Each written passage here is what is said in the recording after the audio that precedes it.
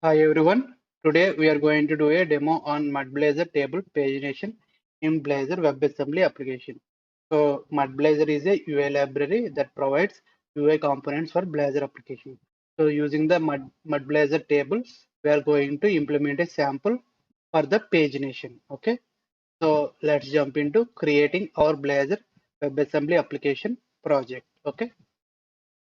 So here I am using Visual Studio 2019 and here you can check the template name. So here I am selecting Blazor WebAssembly app template. Okay, so make sure to have Blazor WebAssembly app template. Okay, now let's name our demo sample.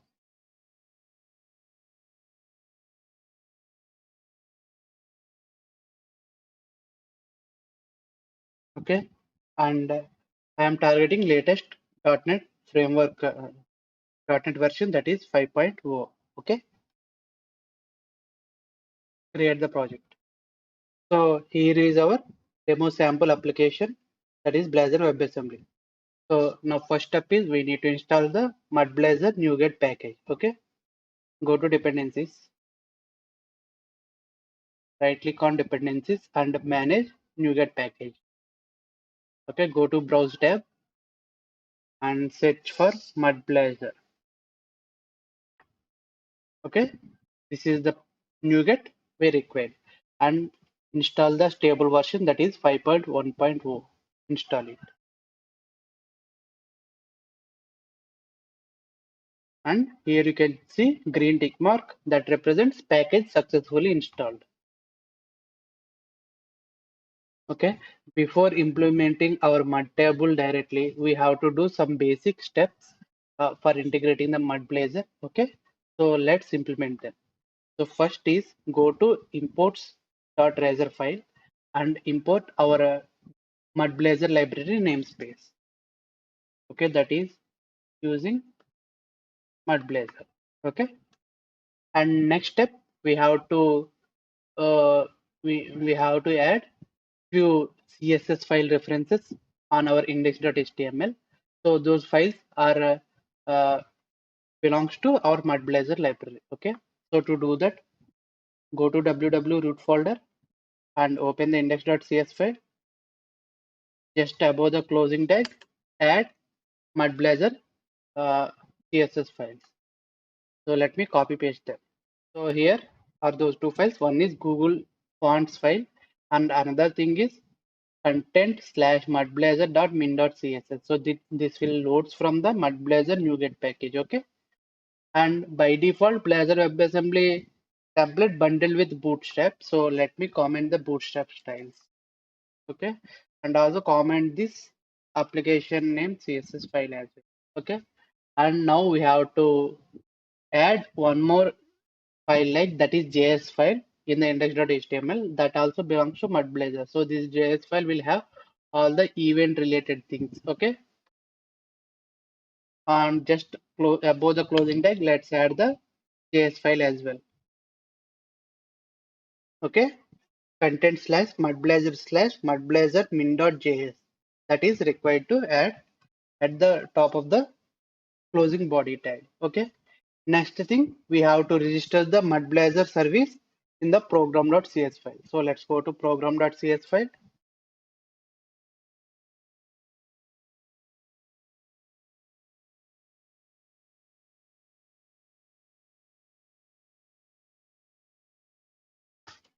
Okay, import the MudBlazer.services namespace. Okay, those are the basic configuration steps. So let's run our application and check the output, how it looks like.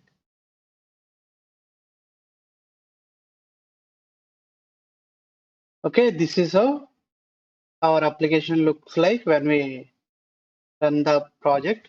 So here we have removed our bootstrap styles, right? So it's simply shows some plain HTML. Okay, so now let's add some app header and make our application little good. Okay, so let me add the MudBlazer app component. Okay, go to the Blazor components. Those are present in pages folder. Okay, go to index. So before going to index, we have to configure some MudBlazer theme and our app bar, right? So for that, let's go to shared folder and go to main layout Blazor component. Okay. So first step is I need to add the mud theme provider. Okay, that will load the uh, so can simply close tag itself. Okay, so it will load the MudBlazer theme, this component that's responsible. It's responsible. Okay, next thing is I want to add some MudBlazer component app bar, right? So I have copy pasted my snippet, so I am pasting here. Okay. So here is the mud app bar. It is a mud app bar. Okay, component app bar component provided by the mud blazer. Okay, and here we are set color like primary. Okay, and we are added some text using mud text component. Okay, so if you save and watch our output, see now our application looks little better, right? But here content is overlap. So here we need to add some padding. So to do that, I can do pt top and I can give 8. Okay, so now if I go to my application, so now it is absolutely fine. So this is the basic step. Okay, we haven't entered into our main core concept, that is table pagination. Okay, so now we have set up our Blazor WebAssembly application with the MudBlazer component supporting. Okay,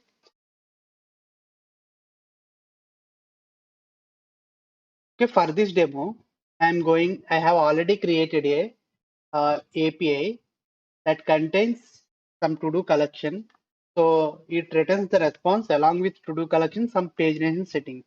So in this demo, I am going to use this API. Here you can see total count of records at the server and the data and some pagination related stuff here. Okay, so I am going to consume this API into my application. Okay, so first what we will do, let's create a response model for this API. Okay, in our Blazor application. So go to our Blazor WebAssembly application, create folder like models.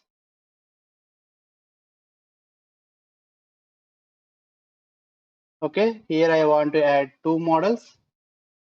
One is for main collection, that is to do. Okay, so here I have my API project. So what I will do, I will simply copy the properties from there to save some time. Okay, so this is my API project. Don't confuse. Okay, demo dot by paging is my API project and copying those same classes here. Okay, properties here.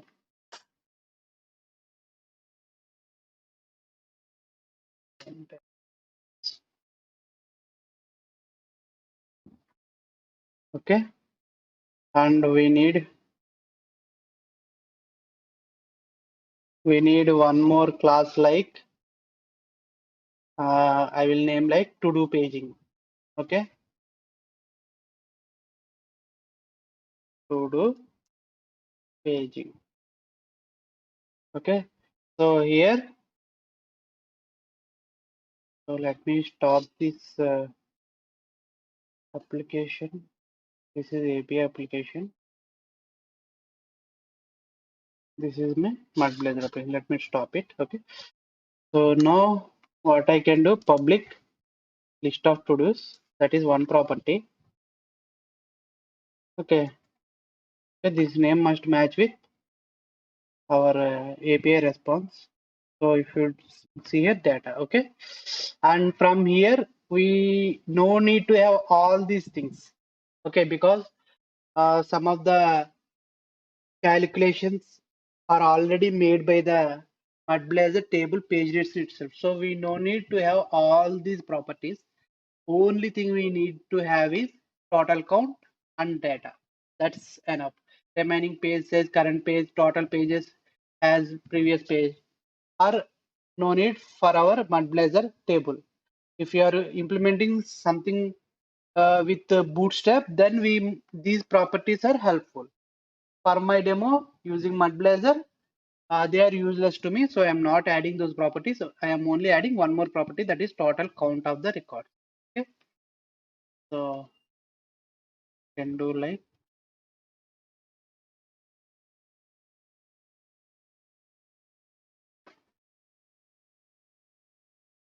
okay. So that is my response model. And now we have to register our API domain in the program.cs file. To do that, what I will do, go to program.cs file. Here I will override this default page address. I will override with mine. Okay. So what is my domain? 6th.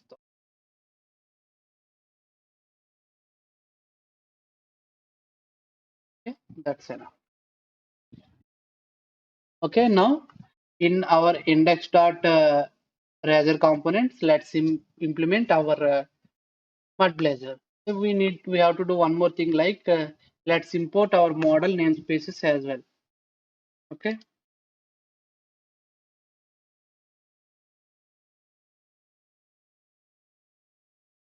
Okay, that's fine. And now let's uh, implement the MudBlazer table component. So here is a small overview on MudBlazer table component. So MudBlazer table component supports invoking asynchronous calls automatically for sorting, page selection, or item selection with the help of server data property. So MudBlazer component will automatically invoke. Nothing we have to call explicitly from the uh, table events, because all table events are registered with one property, that is server data, where it will hook up with a delegate function. So that function we have to write our logic for invocation of the API call. So everything will be automatically triggered, like this server data property can be invoked for page change, or table initial rendering, or the sorting, or any row selection. Everything can be detected by this server data. Okay, so server data register with asynchronous function. I have already mentioned we need to register that server data with a delegate function. Okay, where HTTP calls logic will be implemented. So for this table demo, two Blazor component that we are going to use, like, so while integrating the MudBlazer table component, there are few internal child components that we are using for mud table are like, so mud table is a root element. Okay, that is obviously root element component name, and toolbar content we will use inside of the mud table. So this toolbar content purpose is to add some heading to the table. And header content actually contains columns. Okay, columns of the table. So mud th represents like a table header only. These components will be rendered inside of the header content. Okay. So next is row template. So row template represents each row of the table. So it will have its context, and that context, through that context we can bind our data to the table. So this row template is a iteratable template based on the data we provided. Okay, so mudtd used instead of the row template. So it is like a table data. Okay, next thing is pager content that implements the pagination, and last thing is mud table pager. So pager content, inside of the pager content we are going to render this mud table pager component. Okay, so these are the main Blazor components that we have to use for implementing the mud table. Okay, so I think this gives some basic overview of our mud table. Okay, let's jump back to our application to implement it. So let me get rid of this existing code. So I can call mud table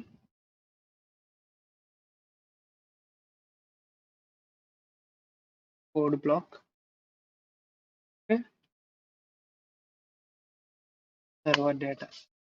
So if you hover here, you can see it's going to have a func delegate, and to the delegate input parameter will be the mudblazer.table state, and output will be the collection of table data of our type. Our type is nothing but to do, right? Okay, so here what I will do, I will initialize func. Okay, so here I need to pass my delegate, my function to this delegate. Okay, so here you can see the input parameter of my delegate should be table state, and output parameter will be asynchronous output, that is table data if and t. So here I am using to do data, right? So I can specify it to do collection. Okay, so let's implement that method. Okay, private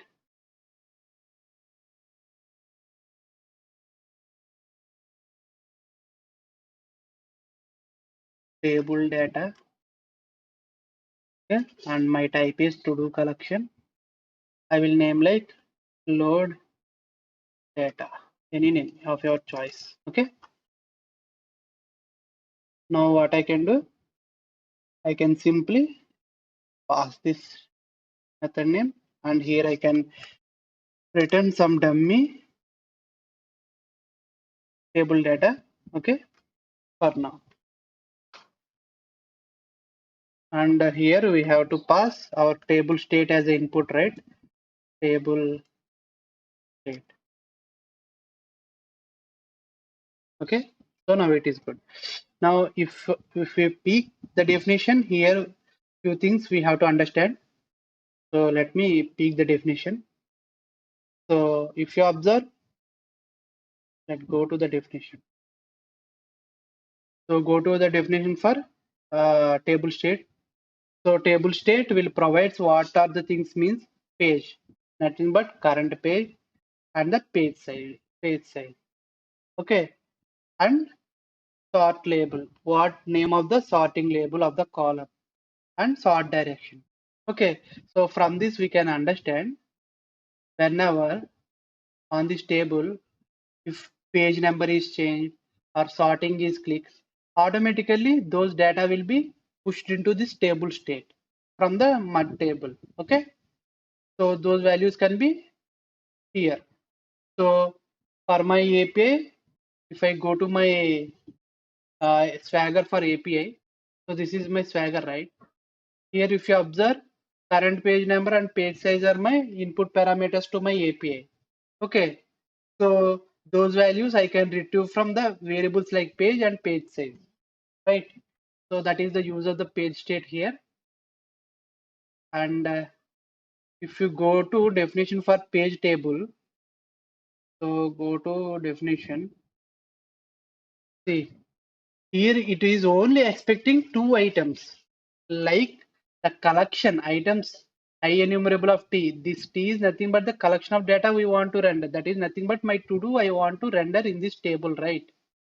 Okay, that collection it is expecting, and it want to know total items that is available in the server. Okay, so that is why our API response only contains data and total count. Remaining pagination, configurations, and calculations are all going to be taken care by the this mud table. Okay, so now let me add toolbar component. Toolbar content we are going to use for the rendering the table heading. Toolbar content. Okay, I can specify my to-do list. Here state parameter. Okay, now I have added toolbar content. Next component we need to integrate header content. So header content will contain mud th, that represents the column names. Okay, so I want uh, header content. Okay, header content usually contains mud th. Okay, so to do have three columns, right? Let's duplicate it three times.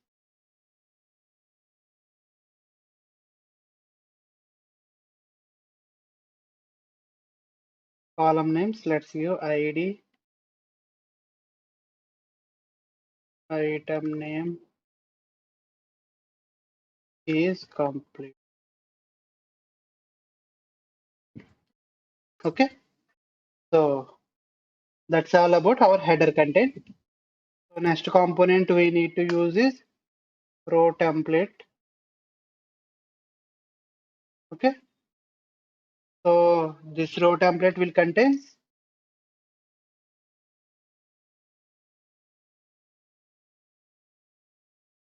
mud.td. Okay, so here we need to bind our data, right? So here we can get the context at the rate context. So that context type is nothing but our to do type and context dot id. Okay,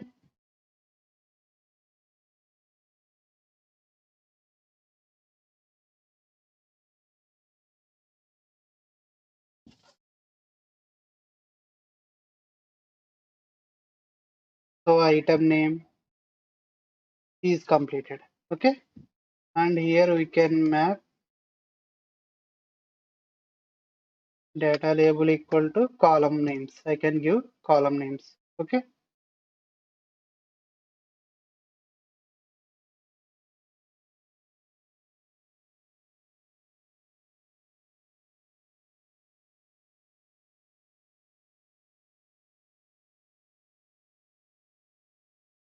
nothing but this will map to these columns. Okay, next thing, our pager content and uh, table pager. Okay, mud table pager. Okay, so that's it regarding the mud table HTML. So what are the components we used? Mud table, that is the parent of all, and toolbar content for the heading, header for the columns. Row template is a auto incremental component that will render the each row, and pager content and mud pager component. Okay, now let's implement our logic to invoke the API call. So to do that, first let's import a namespace of HTTP client like using system.net.http.json. Okay, next inject the HTTP client. Okay, HTTP client. Okay, so now in our method, what I will do, where response equal to HTTP client dot get from JSON async, and what is my type to do paging. Okay, and here I can pass. Already domain is registered, right? Remaining path I need to register here. So my remaining path is API slash to do. So I make it dynamic, value dynamic, and page size as dynamic. We know page size and current page will be available in the table state. So here what I can do, table state dot page size, and here we need to by default initial page number is 0. Mudblazer provides, so we have to always increment it by 1. So page plus 1. Okay, so that is our logic. So here we are using the page components data. Okay, it is a synchronous call, right? We need to await it. So once we got the response, let's add those data to the items. So response dot data and total items equal to response dot total count. That's it. That is our simple logic. Okay, so if I run my application, I must see the output with some pagination. Okay, table pagination. So let's run. See some table pagination and the data. See, data is loaded from the server.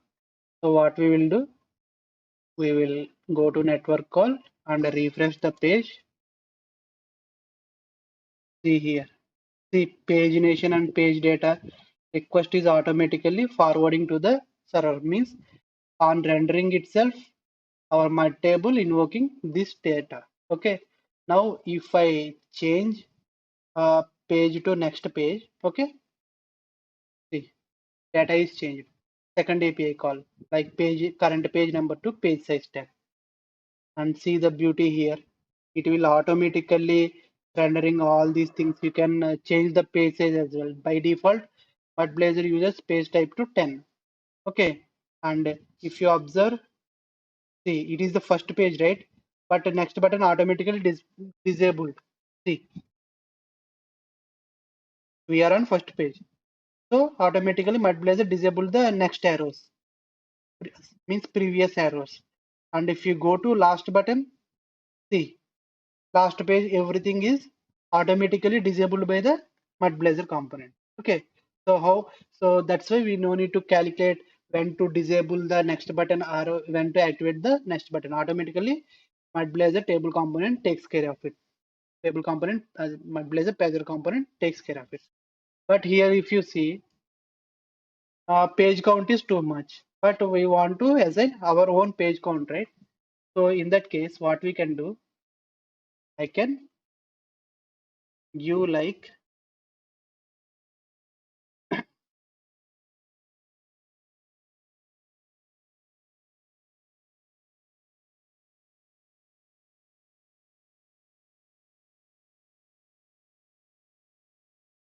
and declare a array,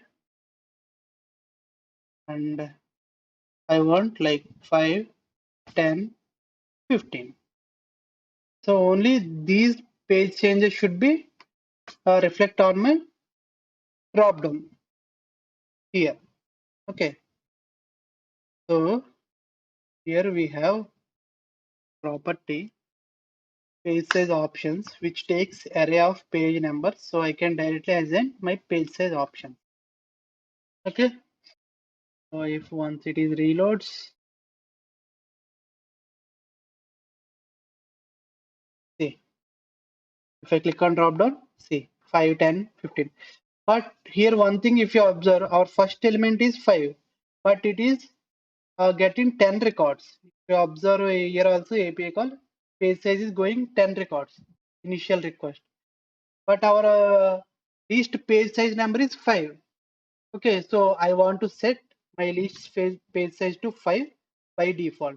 Okay, so to do that, what we have to do means, let's create a variable, table variable. Okay, public, I can use private only, and of type mud table, and what type of data I am buying to do, right? I need to define to do, and I will name like table variable. Okay, so what I will do, I need to access this table instance using that variable. For that I can use @ref equal to table variable. Now in my C# code I have the instance of table here. So using that instance of table I can do some manipulations on it. Okay, so what I can do means, I am going to use some lifecycle method. One of the lifecycle method like after render async. Okay. Okay. Here I am loading on after rendering, after HTML rendering. What I will do, I will use table variable dot set rows page method, and here you need to pass the value we want to select. So on table rendering, I want to set the table page size, initial page size to 5. So if I save, see now if I reload, by default you can see page size to 5. Okay, so if you want to cross verify, you can give the number here present also. It will automatically sets that value as the initial value. So let's reload the page and see only one record is loaded. Like this you can set the default page size.